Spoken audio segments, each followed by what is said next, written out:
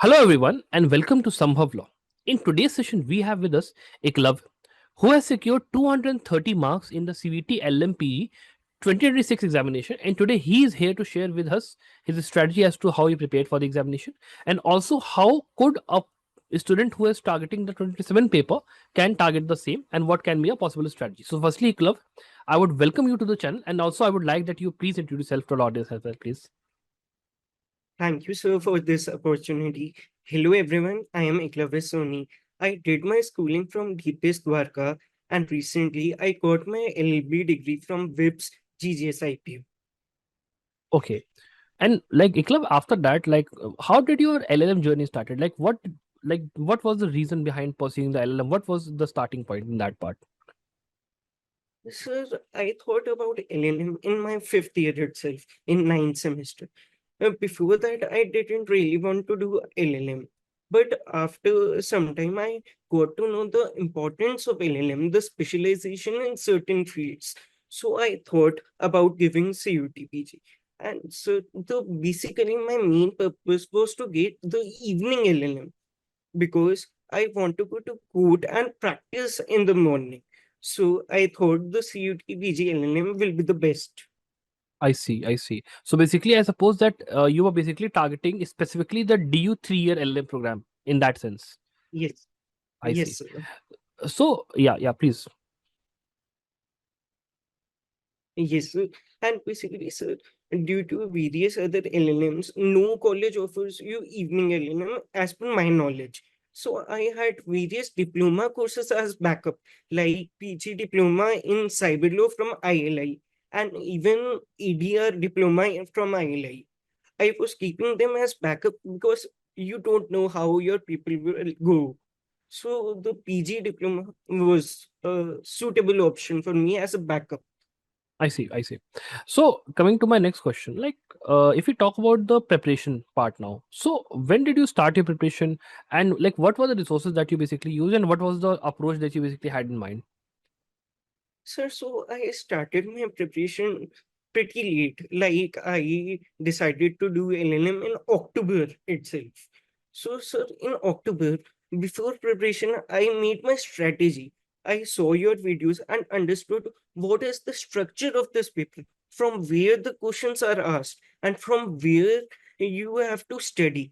So, sir, I took three books as my primary sources, like one singles that everyone uses, one Ashoki Jain, and one Hmm. Universal.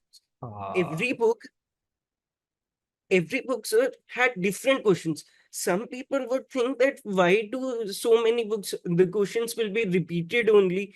But I thought this as an opportunity that even if question was repeated, that way I would have revised that question. And some questions were new because every book does not have every same question from 1 to 100. Even 5 to 10 questions were different, and you will get more and more knowledge. yeah, that is true.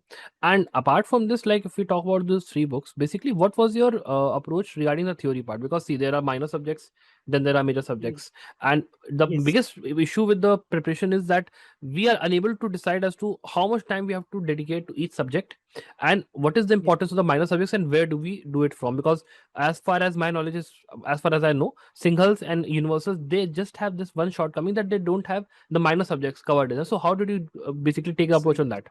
Yeah. yes, sir. So, sir, when I was making my strategy, I divided the subjects into three tiers. First tier including core subjects that I had studied thoroughly, and I went through more and more MCQs. And second tier, I only studied their core concepts, core case laws, important provisions, important doctrines. And third tier were more and more minor subjects where I only attempted MCQs. And so coming to that, you said जैसे paper books में नहीं होते इतने, तो हुँ, minor subject sir आपकी mock series काफी कम आई मेरे, जिसे हुँ, जुवेनाइल जस्टिस एक्ट था। हुँ, हुँ, हुँ, ज्यादा हुँ। क्वेश्चन नहीं थे इन बुक्स में, मेरे को मिले ही नहीं, लेकिन सर आपके संभव लॉ में थ्री पेपर्स थे subject specific, juvenile justice test 1, test 2 and sir मेरे को अभी भी याद है, मैंने 2 पेपर करे थे वो लास्ट में, लेकिन मेरे को पेपर में वो एकदम से रिकॉल हो गया अरे कि यही आंसर है इसका। तो माइनर के लिए सर मॉक्स की हेल्प लेनी मॉस्क तो पड़ेगी। हाँ, थोड़ा सा वही हो जाता है, बिकॉज आई थिंक सो कि देखो 60 70 80% तक तो ठीक है, थोड़ा सा हल्का सा एक वो जो लास्ट का एक लास्ट माइल जो अप्रोच होती है ना, वो थोड़ा सा काम देती है आपको, that is very very important. तो वो चीज़ बहुत एक है। अच्छा, इसके बाद अब जैसे एकलव एक चीज़ पे ऐसे आते हैं कि जैसे आपके हिसाब से प्रैक्टिस करना, एमसीक्यूज लगाना, मॉक पेपर्स, उसकी क्या इंपॉर्टेंस है, और रिविजन और कंसिस्टेंसी कितनी जरूरी है इस एग्जाम के प्रिपरेशन के लिए आपके हिसाब से? सर फर्स्टली एमसीक्यूज लगाना बहुत जरूरी है। एमसीक्यूज आपको एक हैबिट बनानी चाहिए कि आपको पर डे इतने क्वेश्चंस करने हैं। और सर आपको पर डे बस वो क्वेश्चन टिक करके बस करनी थी ना, आपको रिवाइज भी करने हैं एवरी डे। जितने आप क्वेश्चंस कर रहे हो उतने आपको रिवाइज भी करने हैं। क्योंकि आप देखो, जैसे आप 350 क्वेश्चंस करोगे दिन में, हाँ और अगले दिन आपने नए 350 करे, तो आप भूल जाओगे पिछले वाले। हाँ। लेकिन अगर आप रिवाइज कर लोगे तो आपके माइंड में बैठ जाएगा। Or one revision is also not sufficient. You have to do 2 or 3 revision at least. And sir, mock papers आपको बताते हैं आप कहाँ स्टैंड कर रहे हो, आपकी प्रिपरेशन कितनी अच्छी है, कितनी अच्छी और जा सकती है, आपको कहाँ कहाँ वर्क करने। सर मॉक्स के लिए मेरी एक स्ट्रेटेजी थी। मेरे पास टाइम कम था थोड़ा सा, तो मैं दिन में 3 मॉक्स करता था। लेकिन जो जो मॉक्स में गलतियां होती थी मेरी, मैंने एक मिस्टेक रजिस्टर बनाया हुआ था, वो सब लिख लेता था मैं, और उसको फिर रिवाइज करता था। तो एक हाँ, क्लैरिटी मिलती है आपको, एक कॉन्फिडेंस बिल्डअप होता है आप जितने मॉक्स कर लोगे। यस। वही चीज है, वो बहुत इंपॉर्टेंट है। और उसके अलावा लाइक एक जो सबसे इंपॉर्टेंट चीज आती है वो होती है हार्ड वर्क एंड कंसिस्टेंसी। उसके बारे में आप क्या यस कहोगे? सर, जैसे सब कहते हैं कंसिस्टेंसी इज द की, उसके बिना कुछ भी नहीं हो सकता। सर जब मैं प्रिपरेशन कर रहा था, मैंने फुल टाइम इसमें डिवोट कर रहा था, मैं सब कुछ भूल गया था कि ये है वो है। जैसे डिसर्टेशन भी थी, मैं डिसर्टेशन एंड इंटर्नशिप के साथ उसको मैनेज करना काफी मुश्किल होता है, लेकिन आपको अपना मैक्सिमम टाइम डिवोट करना ही पड़ेगा, नहीं तो आपके लिए मुश्किल होगी ये जर्नी। वो बात बिल्कुल सही है, वो बात बिल्कुल सही है। और आपके हिसाब से सबसे बड़ी मिस्टेक या सबसे बड़ा पिटफॉल क्या होता है इस प्रिपरेशन जर्नी में, अगर आप अपने हिसाब से बताओ तो चीज को? सबसे बड़ी मिस्टेक सर ये होती है, हम एक सब्जेक्ट को लेके बहुत ज्यादा टाइम स्पेंड कर देते हैं। हाँ हम स्ट्रक्चर ही नहीं करते अपनी प्रिपरेशन, स्ट्रेटेजाइज ही नहीं करते। हमें जब पता ही नहीं कि इस सब्जेक्ट से कितने क्वेश्चंस आने हैं, हम उसको कैसे टाइम डिवोट कर सकते हैं। तो आपको एक पूरी स्ट्रेटेजी के साथ चलना पड़ेगा। आपको देखना पड़ेगा आपके पास कितना टाइम है, उस हिसाब से प्रिपेयर कैसे करना है।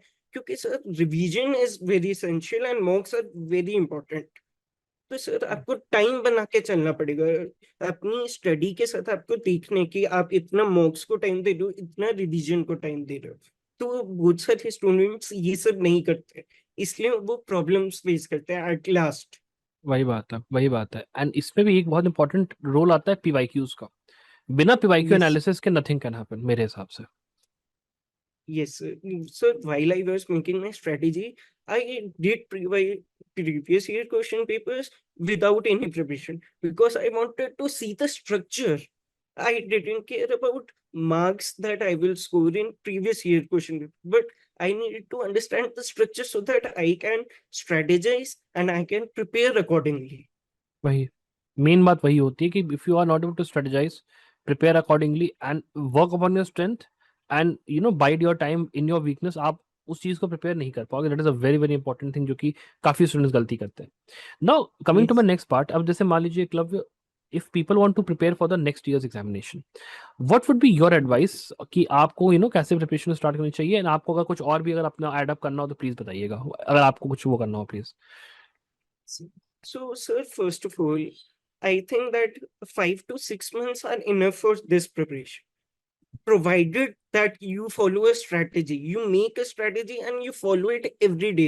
There can be some days you don't follow it, but in whole, you have to follow that strategy, because without your strategy, you won't be able to make it to top ranks. And हाँ so, yes, sir, and so according to me, the uh, basically in your LLB degree, You have to understand the core subjects you have to study so that in these competitive paper it will be easy for you to hmm. uh, to prepare. I see. And इसमें भी एक बहुत important बात ये होती है कि like the time period that you basically devote depends upon the amount of preparation that you have done beforehand, because see, there are a multiple plethora of students that basically give the examination. Some are students जो कि last year में होते हैं, जैसे आप हैं last year में थे, तो आपके लिए अभी क्या है कि that you have studied the law right now and it is fresh inside of your head somewhat, तो आपके लिए Yes रिवाइज sir. करके उसको पकड़ना आसान है. Then there is a second category of student जिन्होंने एटलीस्ट 1 या 2 years ड्रॉप ले लिया है, because either they were Bro, practising और जुडिशरी में थे या फिर जॉब में थे. तो उनके लिए क्या होता है कि they have to start it from zero. तो वहां पे yes अगर sir. आप ये कहो कि 5-6 महीने वाली वही स्ट्रेटजी वर्क करेगी जो कि एक लास्ट ईयर स्टूडेंट के लिए वर्क कर रही है, will not be like something जो कि मुझे लगता है कि इट विल बी राइट. तो एक चीज वो भी है कि स्ट्रेटजी फॉलो करिए, लेकिन ये देखिए कि आप कहाँ स्टैंड करते हैं, आपका कितना Yes टाइम sir. हो गया है सब्जेक्ट को पढ़े हुए, plus if you have already prepared for any judiciary और एनी अदर कॉम्पिटेटिव एग्जाम्स. और एक चीज ये भी होती है, जैसे एक मैं आपसे क्वेश्चन ये भी पूछूंगा, like for a student who is basically like, जैसे आपका तो स्पेसिफिक गोल बिल्कुल क्लियर था कि I wanted to sir do litigation along with 3 year अपना मेरे को करना था. अगर कोई स्टूडेंट को केवल Yes. एलएम करना है, is it a wise decision to only focus upon one paper, और डू यू बिलीव कि हमें 2-3 पेपर्स एटलीस्ट क्लैट या और भी पेपर्स के बारे में सोचना चाहिए? आपके हिसाब से क्या ओपिनियन है आपका? सर वो आपके पर्पस में डिपेंड करते हैं। जैसे किसी स्टूडेंट का पर्पस है कॉर्पोरेट लॉ में जाने, तो उसको एनएलयू प्रेफर करना चाहिए। एंड किसी स्टूडेंट का पर्पस है उसे फास्ट ट्रैक एलएलएम चाहिए, तो पीएचयू एनएलयू कोई भी उसके लिए वो है, ठीक है पॉइंट। लेकिन सर मेनली आपको अपना ऑब्जेक्टिव देखना पड़ेगा, why hmm. Are you doing NLU. वो आपका मेन क्वेश्चन है, वो आपका सारे आंसर्स प्रोवाइड कर देगा कि आपको क्या करना चाहिए क्या नहीं करना चाहिए। वही बात ही सही है. और as far as the purpose is concern, the colleges that basically participate in this examinations, आपको पहले उन पे स्टडी करने की जरूरत है कि वो कॉलेजेस आपको क्या अपॉर्चुनिटी प्रोवाइड कर सकते हैं after completing your LLM. And then उसके हिसाब से आप अपना डिसाइड कर सकते हैं कि कॉर्पोरेट के लिए ये, एकेडमिक्स के लिए ये, रिसर्च के लिए ये, या फिर लिटिगेशन के लिए ये. जैसे आपके केस में it was very very clear कि I have to pursue yes litigation, I belong from Delhi, तो मेरे को यहीं जाना है. और उसकी वजह से the things were clear from the start. और अक्टूबर से आपने स्टार्ट कर, that was the best part, because people start in yes like December January में स्टार्ट करते हैं, it becomes too late. And the most difficult. हाँ please please, yes yes, हाँ जी. Sir, I started in October, but my interim examinations were there in November, December. So in October, I was only able to make the strategy. So हाँ. from full time, I started from January only. Okay okay okay, but ये था कि हाँ you had at least in the back of your head कि हाँ अक्टूबर में मैंने strategise कर लिया, नवंबर दिसंबर में भी if like if you are giving a semester examinations, you at least have that idea कि हाँ मुझे तैयार करना है, and you have that focus. लेकिन people start thinking about the exam in December, strategy बनाते बनाते किताब उठा उठा जनवरी होती है, फिर फरवरी मार्च में हो जाता है. And the Yes, biggest differentiator होता है कि जैसे you can score 200 marks easily, CUET PG में आ सकते हैं, लेकिन that jump from yes, 200 to 230 या 220, that is the biggest pit stop in there.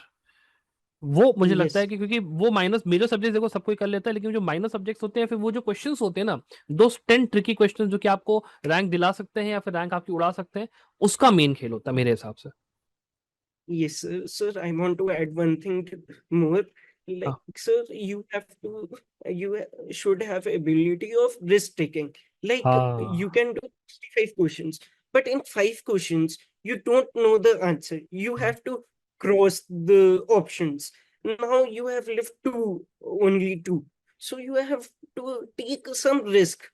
Some small risk can change the game from you. Exactly. Like sir in one question, sir question पूरा याद नहीं है, लेकिन उस एग्जाम में आया था, उस पे सर मैंने वो मार्क कर दिया था कि जो सबसे बड़ा आंसर होता है वो मार्क कर दो, माइनर लॉ से था, और सर वो ठीक हो गया था।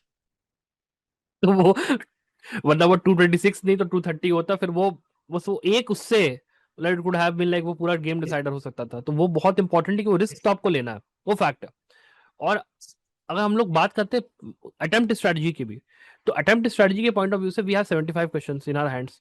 75 में से यस आपको एटलीस्ट मेरे हिसाब से 60 तो आपके जब करेक्ट होंगे, देन आपका स्कोर 240 जाएगा, राइट? Yes sir. और उसके अलावा 5 क्वेश्चन अगर एक्स्ट्रा आप इस 5 करें, तो वो अगर गलत भी हो रहे तब आपका स्कोर 235 पहुंचा. So that is how it things work. Yes. 65 से 60 तो मतलब 60 तो सही होने चाहिए, फिर 65 करोगे तो 5 गलत होंगे तो वो होगा। और अगर 70 कर पा रहे हो then that's a different matter, because जो कि 37-38 सब्जेक्ट्स हैं, तो we are not sure Yes. कि देर आर सर्टेन ईयर्स जहां पे मेजर लॉस ज्यादा आता है, माइनर लॉस कम आता है। पिछले 2 साल से तो यही हो रहा है कि मेजर लॉस ज्यादा, माइनर लॉस कम आ रहा है। उसके अगर आप 1 साल पहले उठा के देख लो, कट ऑफ बहुत कम गया था, बिकॉज माइनर लॉस ज्यादा थे, मेजर लॉस थोड़े से उतने नहीं आए थे। तो फिर ये पैटर्न का भी हमें फिक्सेशन नहीं है कि भाई कब क्या पैटर्न चेंज होगा। तो इट इज वेरी इंपॉर्टेंट कि भाई strategy has to be made at the side time, at the right scope. MCQs अच्छे से लगाने, पीवाईक्यू से फोकस देना, तभी एग्जाम ही निकलेगा। Very important fact. अब हाँ प्लीज। सर एक और बात, आपको जैसे जितने क्वेश्चंस अटेम्प्ट करने हैं वो आपको अपनी एक्यूरेसी के बेसिस में करने हैं। हाँ आपकी एक्यूरेसी जितनी आ रही है आपको उस हिसाब से करनी है। मेरी एक्यूरेसी थोड़ी सी कम आ रही थी इसलिए मैंने 70 अटेम्प्ट करे थे, लेकिन जिसकी एक्यूरेसी अच्छी आ रही है जैसे आपने बताया 60 कर सकता है वो अटेम्प्ट। सब एक्यूरेसी पे डिपेंड करेगा। वही बात ही है। और एक बात ये भी हो जाती है कि जो मॉक पेपर्स होते हैं वही आपको मदद करते हैं एक्यूरेसी को डिसाइड करने में कहीं ना कहीं।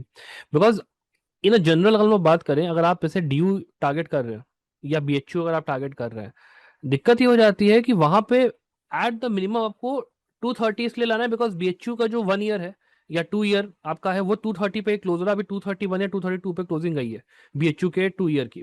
वहां तक अगर आपको स्कोर करना, इट इज इंपॉर्टेंट कि आपकी accuracy has to be above 80% and you have to at least score 65 to 70 question, that is a minimum given. लेकिन फिर आप ये कहते हो कि सर मुझे यस। टेस्ट टारगेट करना है, या मेरे को मान लो ये टारगेट करना है आपका डीयू का 2 ईयर या 3 ईयर, तो आपका कट ऑफ 220-218 चला जाएगा, चलो मान लिया। लेकिन अभी टेस्ट में भी पहले क्या होता था कि it used to go 195, but now the cut off इस बार पहली लिस्ट में इट हैज लाइक 210 के आसपास गया है। तो like for even that college also, if you want the top 3 colleges, it is important that you have to score above 210, and for that to happen minimum आपका threshold for test is 60 questions, for DU and BHU it is 65 to 70 questions। उससे कम में I don't think कि 80% accuracy के साथ या 85% accuracy के साथ भी आप उस चीज को बीट कर पाओगे, बिकॉज कंपटीशन इतना टफ है। Like what would be opinion on that yes part? Sir, my opinion on that part will be, sir इस पर पेपर का लेवल थोड़ा पिछली बार से इजी आया था, हाँ तो इस वजह से कट ऑफ थोड़ी बढ़ गई, लेकिन पेपर के लेवल पे सब डिपेंड करेगा। आपको अब मिनिमम लेके ही चलना है कि आपको 220 टू 230 स्कोर करने ही है। लेकिन सर पेपर ही अगर डिफिकल्ट आ गया तो आप में एक प्रेशर नहीं होना चाहिए कि मेरे को इतनी ही अटेम्प्ट करनी है, क्योंकि पेपर सबके लिए डिफिकल्ट होगा तो सब कम क्वेश्चंस अटेम्प्ट करेंगे और कट ऑफ नीचे जाएगी। लेकिन एक मिनिमम जो स्कोर है वो 220 टू 230 आप लिखे चलो, तभी आपको मिलेंगे टॉप कॉलेजेस। नहीं, ये बात आपकी फैक्ट सही है, और paper difficulty is a very important factor. लेकिन जिस टाइम आप पेपर देने बैठते हो उस टाइम आप इस चीज को जज कर भी नहीं पाओगे कि पेपर सही था या फिर नहीं, बिकॉज आपने पिछले 2 साल का पैटर्न देखा, आपने उस हिसाब से अपने माइंडसेट को बना के आप चले कि हाँ 65-70 अटेम्प्ट करने हैं। अब हो सकता है कि जितना नेगेटिव मार्किंग में आपका जा रहा, हो सकता है सामने वाले स्टूडेंट का भी उतना ही जाएगा फिर डिफिकल्टी के हिसाब से एडजस्ट होते हुए। तो that is all a game of, फिर वहां लक भी काम आता है। देखो आपका कि आपका जैसे मान लो 2 क्वेश्चन भी अगर गलत हो जाता ना, ये 220 होता ना, बस फिर थर्ड लिस्ट तक बैठे रहो, भगवान माले कि क्या होगा नहीं होगा। तो दैट्स समथिंग, क्योंकि वो पूरा मेंटल गेम खेल है। तो इसीलिए थोड़ा सा कंसिस्टेंसी, थोड़ा हार्डवर्क, थोड़ा स्ट्रेटजी, थोड़ा मॉक्स और थोड़ा लक भी भाई साथ होना चाहिए। तो भगवान के भी थोड़ा सा प्रार्थना करके रखिए, थोड़ा सा जरूरी है, ये बात सत्य है। वो बात हो जाती है। चलिए ठीक है, बाकी तो अब एक बात और आती है, जैसे अब कई स्टूडेंट्स हैं भाई जिन्होंने एग्जाम दिया नहीं निकला, अब डिप्रेशन में है, डिमोटिवेटेड है, करे क्या सर, हो नहीं रहा। आपके लिए उनके पास क्या मैसेज है, आप क्या कहना चाहोगे? तो सर मैं ये कहना चाह रहा हूँ कि उन स्टूडेंट्स को अपना पर्पस देखना चाहिए कि वो क्यों करना चाहते थे एलएलएम। हम्म, अगर एलएलएम उनका एंड पर्पस नहीं है तो क्यों वो हो रहे हैं? उनका एंड पर्पस तो कुछ और है, इस साल नहीं तो अगले साल हो जाएगा। एंड सर मेनली एक चीज अगर नहीं हुई तो वो अगले साल कुछ और चीज हो जाएगी। आपको एक ऑप्शन में रिस्ट्रिक्टेड नहीं रहना चाहिए। ये कॉम्पिटिटिव पेपर में आपको नहीं पता कि आप कैसे होगा क्या होगा, तो बैकअप्स रखो। ऑप्शन ए नहीं काम कर रहा तो ऑप्शन बी की तरफ जाओ। और क्या। सर यही मेरा message होगा ये कि नहीं, ये तो वेरी, डिमोटिवेट हो। डिमोटिवेट मत हो, सही बात है। एंड बिकॉज देखिए सबसे बड़ी जो अभी डिफिकल्टी है सारे स्टूडेंट्स के लिए वो था 3 ईयर रूल। जब से ये 3 ईयर रूल आया है, काफी जो बच्चे जुडिशरी की तैयारी कर रहे थे, नौ देहार की अब हमको कुछ ना कुछ बीच मेन टाइम करना है, तो एलएलएम हमको निकालना है। और वहां पे एक रैट रेस जो होती है ना, कि वी बेसिकली डू व्हाट, कि हम लोग अपने पीयर्स से कंपेयर करना शुरू कर देते हैं कि अरे यार, this particular senior of mine और दिस भैया ऑफ माइन और दिस दीदी of mine had cracked it in the first attempt, मेरा नहीं हुआ, वो यहाँ। You need to come out of that. आपका जो Yes. लाइफ का वो है, जर्नी है, that is something different from other people's journey. अब जैसे आपके इसमें क्लब, आपने सबसे अच्छी जो चीज ये करी, that you had things inside of your head, और आपने पहले से प्लान करके चला कि मेरे को डिप्लोमा लेना है, and you did it from a reputed tier 1 ILI से आपने उसको वो किया। तो आपका अगर सीयूटी नहीं भी निकलता, आपके लिए वो चीज इतनी बड़ी वो नहीं थी, आप डिमोटिवेट उतना नहीं होता। लेकिन बाकी स्टूडेंट्स के साथ क्या है कि एलएलबी करते करते they don't explore their careers, कि भाई एलएलबी में रहते रहते at least do your internships, do your assignment, do your presentations. It is very important to build CV जब आप कॉलेज में ही हो। तो अगर आप एक ऐसे स्टूडेंट हो जो कि मान लीजिए इस वीडियो को अभी देख रहे हैं, if you are in your, अभी 8th सेमेस्टर खत्म हुआ है या 4th सेमेस्टर खत्म हुआ है, अभी आप जा रहे हो 5th 6th में, try doing your internship, try finding it out कि भाई क्या करना चाहते हो, लॉ में आए हो, what is that ultimate aim. I do want to go for researcher, आपको प्रोफेसरशिप में जाना है, आपको लिटिगेशन में जाना है, आपको कॉर्पोरेट लॉ में, फाइंड आउट पहले करो। नहीं तो फिर बाद में क्या होता है कि जब कॉम्पिटेटिव एग्जाम नहीं निकलता तो फिर ऑप्शन बी नहीं होता, तो फिर दुख होता है। और अगर जुडिशरी की प्रिपरेशन कर रहे हो देन तो फिर कोई बात ही नहीं है, 3 साल है, आराम आराम से पेपर दो यार, कोई जल्दी नहीं है। तो दैट्स व्हाट, तो वो चीज बहुत इंपॉर्टेंट है, बड़ी अच्छी, मतलब एक आपने पॉइंट आउट करा कि गोल इज वेरी इंपॉर्टेंट, गोल के हिसाब से चलने की जरूरत है। Apart from this circle, I hope कि आज जो हम लोग ने सेशन किया है, आई होप कि बहुत फ्रूटफुल रहेगा। बाकी बच्चे जब इसको देखेंगे तो काफी चीजें, काफी क्लैरिटी, काफी एक वो चीज समझ में आएगी कि व्हाट इज दैट थिंग जो कि सीयूटी निकालने के लिए इंपॉर्टेंट है। तो फर्स्टली आई वुड, मतलब मैं थैंक यू आपको कहना चाहूंगा कि आपने सेशन को ज्वाइन किया, एंड आई होप कि स्टूडेंट को उससे बेनिफिट है। Thank you so much club for joining, thank you so much.